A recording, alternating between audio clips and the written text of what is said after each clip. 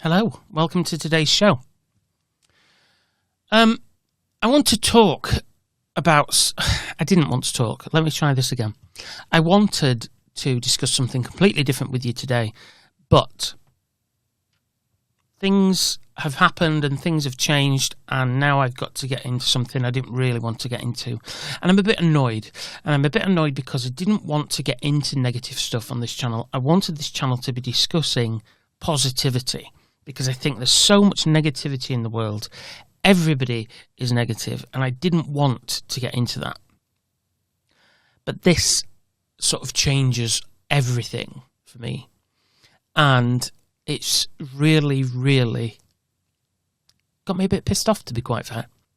What I want to know from you all is, why is it okay to offend Christians? Not a difficult question. But why is that okay? And why do we, if you identify as Christian, allow that? I suppose, even if you don't identify as Christian, I don't identify as Jewish or Sikh. If I saw somebody being offensive to that faith, I would have something to say about it. So I don't even think it is just Christians that I'm talking to. What I want to know is, why is it okay to offend Christians or any other faith? It's not. Of course, this has come up because of the Olympics. The Olympics have made a mockery of Christ's Last Supper. They've used drag acts and other people to replace the apostles and Jesus. And what I want to know is, why is that okay? Why is that okay? Now, I'm a gay man. I have no issue with drag acts. Bring them on. I think they're hilarious. Bring it. But to use anything, any person, any entity, any act, any artiste, to offend a faith is not all right. I'm not all right with that. So why is it okay? Why isn't society... First off, I suppose, why is society allowing it? And why aren't we all outraged? But also, why does the Olympic organisers think that this is okay? Think about it. They even replace the name of Jesus from Christmas. They get rid of Christ and make it Xmas, or Season's Greetings. Now, the late, great Joan Rivers once said, they say, and I quote, they say Season's Greetings because it's for all faiths, and that is such bullshit. End quote. She was right. Absolutely spot on. A friend said to me that he'd had his children baptised. I'm going off on a tangent here, but bear with me, it will make sense. He said to me he'd had his children baptised because it was a nice thing to do. It's what you do. But you don't believe in God? No, but it's a nice thing to do. Yeah, but you stood there and you were asked if you believed in God. If you were going to bring that child up in the faith. I'm going to turn my phone on to mute because I've just realised I haven't. You stood there, were asked if you believed in God and if you were going to bring the children up in the faith that you just had them baptised into, and you said yes to all of that. But you don't believe in God. The response, listen, I didn't lie. It's a nice thing to do. Yeah, maybe a nice thing to go do, but it's also highly offensive. Highly offensive that you would stand in a church and say, I believe in God, knowing full well that you don't. Society as a whole disrespects Christ and disregards Christ. Even on his day, Christmas Day, they disregard him. Very much like they did when he was actually born, and that's filtered down to every individual. How many times have you heard someone say, Jesus Christ, in a fit of anger or fright, or even as an everyday phrase? How many times? Using the Lord's name in vain? How many? How many times have you heard someone shout Allah or Muhammad in the same way? No, nor have I. So why is it different? Why is it different, and why is it accepted? Why aren't we outraged?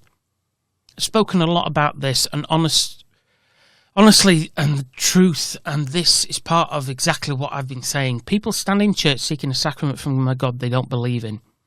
They stand there and lie because it's a nice thing to do. Businesses shut down. Everybody gets a holiday. Why? No. Not because we all believe in Jesus and we're all celebrating his birth, but because that's how it's always been done. And it's a nice thing to do. Everybody wants a day off. Let's have a couple of days off. Let's have some presents. Done. We go into massive debt on Christmas because it's the nice thing to do and everybody does it. Christmas is a solemnity. A solemnity is defined as the state or quality of being serious and dignified. Catholics, Christians of all faiths, take that seriously. We give gifts, we drink, we are merry, we eat too much, we do exactly the same as everybody else. Except we know the seriousness of that feast, of that day, of that season. We know why it's Christmas. We know why it happened and why. We know where and how as well. We know every little detail that you could possibly know.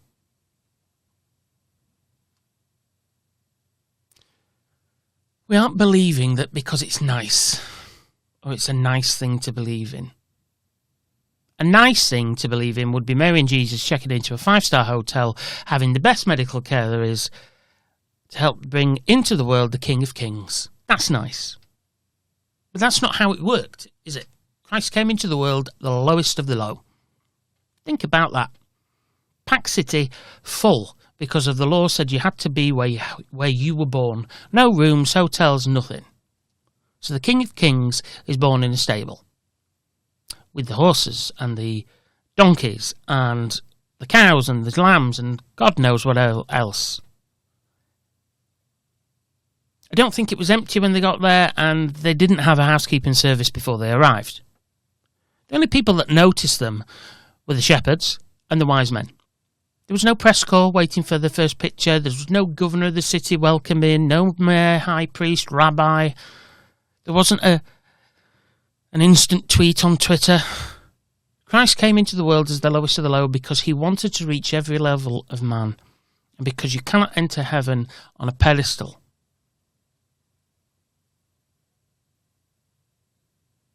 You have to be humble. You have to be meek to enter heaven, and this isn't the upper classes.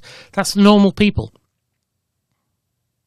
Christmas is about the coming of Christ. End of, period. That's what it is. It says it in the name. Now, despite wishing to make it so I don't rule the earth, I don't decide what people believe and do or say or think or feel, you are free to do what you want, when you want, with who you want. But you aren't free to insult the faith of billions of people. You aren't free to take vows in church because it's a nice place to have a wedding, and the pictures will look really good. You aren't even free to replace the name of the day or shorten it. You aren't free to make a mockery of his life and death. It's not acceptable to do this. Where has the moral compass gone in this world?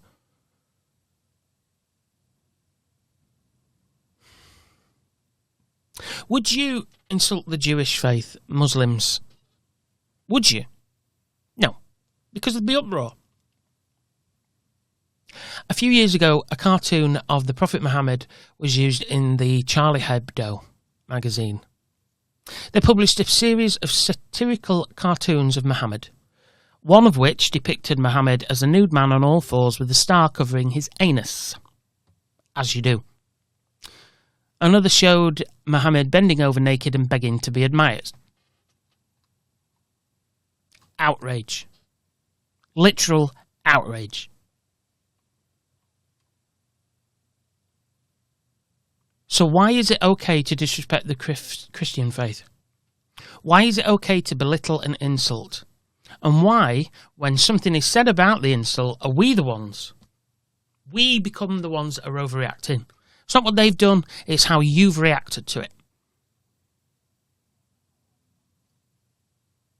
It's not how we're reacting to it. We are reacting to your insult. It saddened me around Christmas time, really, really saddened me, that someone told me that their son was the donkey in the school nativity. And then added to that, but to be honest, I don't even remember what it was all about. How does anybody of 30-odd not know what Christmas is about? You are free to enjoy the season of Christmas, and I hope and I pray that you do every year, forever. You are free to enjoy churches and sacraments. You are free to do what you like, frankly, but do not continue to offend billions of Christians. It's not on. It's not on, it's not acceptable, and it's time that Christians, such as myself, said so. You don't have to be... I want to be clear here. I'm not suggesting anything violent. You can say you are unhappy in an email, in a tweet. You can say it verbally. You could actually hit them where it hurts and stop buying the products. Bishops across the world and other Christian faith leaders are all calling for boycotts of the Olympics and their sponsors.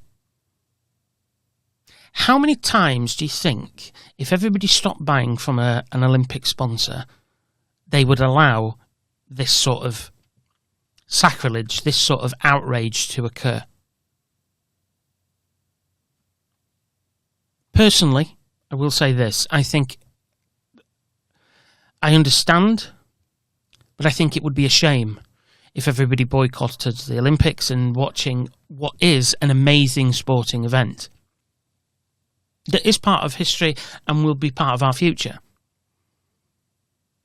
But I understand 1,000% why people are saying this is not on. Maybe when you plan to do an event, ask yourselves, would I be happy disrespecting Muslims or Jews or any other faith? If not, then maybe you shouldn't treat Christians with the same disdain. Until next time, be kind. Thanks for listening. Remember, you can get in touch with us. You can email us, hail@haletalkradio.com. You can follow us on X at The Rob Weston Show, on Facebook at Rob Weston Show, and on Instagram at Rob Weston Show. Visit our website, www.haletalkradio.com. Also remember to like and share this video if you've enjoyed it, and subscribe to the channel. Doesn't hurt, doesn't cost you anything, and it really does help us grow and reach more people.